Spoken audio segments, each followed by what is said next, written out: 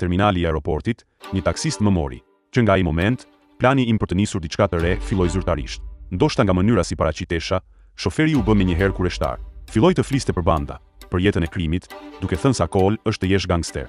Kur e dëgjova si romantizonte krimin, mendova t'i tregoja çfarë do të thotë realisht ajo botë. Teksa kalonim rrugës, pam një dyqan kanabisi. Sapo mësova që në Tulsa nuk kishte asnjë prani bandash, menjëherë më lindi një ide biznesi.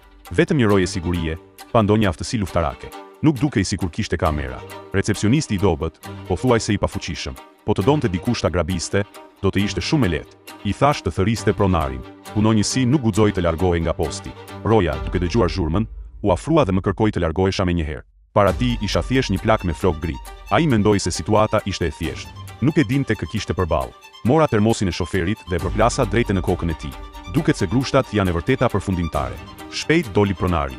Ai mendoi se po përballej me një grabitje, por unë, papritur, kërkova të shihja librin e transaksioneve. Kjo e bëri pronarin të dyshonte se ndoshta isha nga tatime.